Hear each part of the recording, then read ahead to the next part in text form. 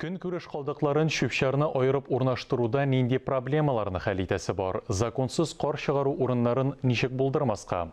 Быелгы масштаблы экологик проектлар нидән гыйбарәт? Татарстан радиосының иртәнге туры эфир тапшыруы шушы һәм әйләнә-тирә мөхитне саклауның башка мөһим мәсьәләләренә багышланды. Республика экология һәм табигый ресурслар министрының беренче урынбасары Фаяз Шакиров шуларга тукталды. Шулай ук радио тыңлаучыларны кызыксындырган һәм борчыган сорауларга да җаваплар бирде. Biz de студия кунагына берничә сорау белән мөрәҗәгать иттек.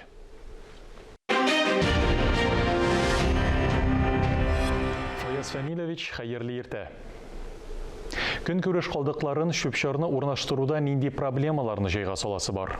Бүгенге көндә региональ операторлар эшләп килә безнең республика буенча инде көнкүреш калдыкларын җыю буенча 2 региональ оператор, алар белән зур эш башкарыла.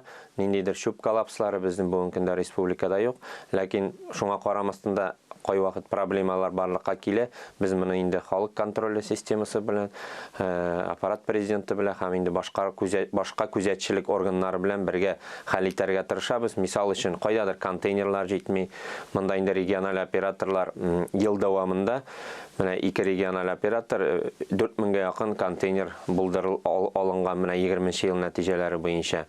Инде шулай кайбер авылларда мисал өчен зур 1000-нән артык яши торган менә шәһәр Казан шәһәре янындагы авылларда мондый проблема булды. Шундый зур авылларга бер генә бункер булдырылган. Монда да инде без менә киңәшмәләрдә уртак фикергә килеп, монда инде бункерлар санын арттыру буенча да шушы мәсьәләләрне карап, бу сораулар хәл ителә дип әйтер идем. Шулай ук менә шүп җыю буенча да бездә халыктан мөрәҗәгатьләр килә, шүпне вакытында чыгармыйлар дип. Монда инде җирле үзидарә рәисләре белән бергәләп бу эш шулай ук бу мәсьәләләр хәл ителә. Шүпне аерып җыю буенча эш ничек тора? Шөпне аерып җыю буенча инде бүгенге көндә андый бун контейнерлар дип әйтерлек, аерым җыю буенча һәр сәүдә үзәгендә, зур предприятиеларда, менә безнең инде бюджет учрежденияларында да бар. Безнең экология министрлыгы тарафыннан эшләү буенча карасак, инде 20 ел ахырында экосфера проекты старт алды. Түбән Кама шәһәрендә менә 2 шушындый пункт ачылды. Бу аккумуляторлар җыю буенча гомумән республиканың һәр районында, ягъни 45 мондый пункт булдырылачак. Бу эш алып барылачак инде. Батарейкаларны менә җыю буенча да аерым контейнерлар безнең мәктәпләрдә дә бар, сәүдә үзәкләрендә дә бар. Шулай ук инде хәзер вакытта район үзәкләрендә, шәһәрләрдә пунктларда булдырылып килә. Бу инде шиша җыю буенча, менә полиэтилен җыю буенча, картон җыю буенча мондый пунктлар инде Казанда шактый билгеле. Моның адреслары инде шәһәрнең башкарма комитеты сайтында да бар. Моның буенча да эш алып барыла. Кышын шәһәр урамнарына кар эретү өчен реагентлар ком сибелә. Карны читкә чыгарга шалар табигатькә зыян салмыймы? Кар сезоны башланганнан ук безнең инде дежурныйлар билгеле. Төнге рейдларда башкарабыз. Әлбәттә, быел да менә республика буенча 60лап андый законсыз кар чыгару очраклары билгеле булды. Менә шундый законсыз чыгаручылар игътибарына әйтер идем, безнең законны кар чыгару урыннары да бар. Безнең эретү станциялары эшләп килә. Монда шушы эретелгән кар чистартылып, чистарту корылмалары ашап, Казан шәһәренең чистарту корылмасы аша үтеп, инде Идел елгасына ташланыла. Ягъни бөтен таләпләргә туры китерелеп. Башкарма комитет тарафыннан менә шушы күп кар яуган көннәрдә инде аерым урыннарда билгеләнде. Монда да инде таләпләргә туры китерелеп, кар вакытлыча урыннарга чыгарыла. Аерым шушы билгеләнгән урыннар иң мөһим таләпләрнең берсе су саклау зоналарында булырга тиеш түгел. Чөнки инде бу мәддәләр менә пычрак карда эреп безнең сулыкларыбызны пычратырга мөмкин. Быел нинди масштаблы экологик проектларны гамәлгә ашырасыз? 20 ел нәтиҗәсенә килгәндә безнең 2,8 миллиард сум күләмендә ил күләм проект буенча эшләр башкарылды. 21 елга инде 21 елга безнең 1,7 миллиард каралган. Монда инде безнең башланган эшләрне дә тамамласы бар. Һәм инде менә шушы киләсе елда Тукай районында Казан шәһәренең Самасырова шүплеген инде рекультивацияләү буенча да инде бүгенге көндә проектлар эшләнеп килә. Һәм безнең максат шушы ил күләм проектларга эләгү. Шулай ук безнең менә сирәк очрый торган псиләр, акбарс дип әйтәбез инде, өйрәнү үзәге булдыру да безнең федераль программага эләгеп төп максатларның берсе булып тора. Бүгенге көндә инде аның җирләре билгеле, проект эшләре алып барыла.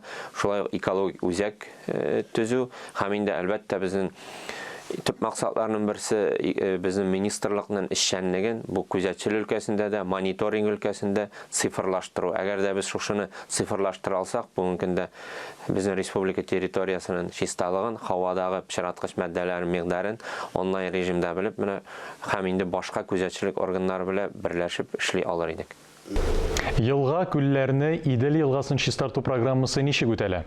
Иделне сауыктыру программасы буенча безнең быел инде дәвам итте Алабуга шәһәрендә чистарту корылмаларын эшләү буенча инде, шулай ук инде башка районнарда да чистарту корылмаларын эшләү буенча эшләр дәвам итәчәк. Узган елга әйтеп үттем инде менә безнең Казан шәһәрендә зур эш башкарылды, Алабугада беренче этабы эшләнелде, Минзәләдә һәм Әгерҗе районнарында чистарту корылмалары эшләнелде. Алексеевск районында да шулай ук чистарту корылмалары эшләнде. Фаяз Фәнилович, экологик проблемаларга бәйле сораулар белән кайда мөрәҗәгать итәргә була? Халык мөрәҗәгате өчен иң элек 8 территориаль идарә бар. Безнең инде гражданнарыбыз анда килеп мөрәҗәгать итәләр. Безнең республикабызның төрле шәһәрләрен дә инде гомумән алганда без бөтен республика районнарында күзәтчелек эше алып барабыз. Шулай безнең кайнар линия телефоны буенча 267 68 67 телефоны аша мөрәҗәгать итәргә, халык контроле, мәктәп патруле, тагын инде безнең сайтта телефон номерлары куелган, оператив рәвештә реагировать итәр өчен инде WhatsApp һәм Telegram каналлары да эшләп килә. Кешеләрдә экологик культура тәрбияләү өчен нинди чаралар оештырасыз? Халык белән эшләү буенча менә әйткәнемчә мәктәп патруле, халык контроле, мәктәп патрулен алсак инде монда безнең мәктәп балалары актив рәвештә эшләп килә. Елга 6000-нан алып 8000-гә хәтле 19 елда 8000 мөрәҗәгать булса, узган ел инде 6000 мөрәҗәгать безнең мәктәп балаларыннан шушы төрле чүп ташлау урыннары буенча инде бу проект эшләп килә. Монда ел нәтиҗәләре буенча безнең инде балаларга бүләкләр дә каралган. Монда инде зур күләмдәге бүләкләр дип әйтерим, бу велосипедлар да, планшетлар да, телефоннар да каралган. Монда инде безнең укучыларыбыз кызыксынып эшлиләр. Халык контролен алсак, монда инде безнең инде югары укырты йортлары арасында да конкурс каралган. Инде кичкенәрәк балалар өчен, балалар бакчаларында йөрүчеләр өчен дә төрле рәсем конкурслары һәм башка конкурслар ел дәвамында үткәрелеп килә. Әңгәмәгез өчен рәхмәт. Актуаль әңгәмә сәхифәсенең бүгенге кунагы Татарстан Республикасы экология һәм табигый ресурслар министрының беренче урынбасары Фаяз Шакиров иде.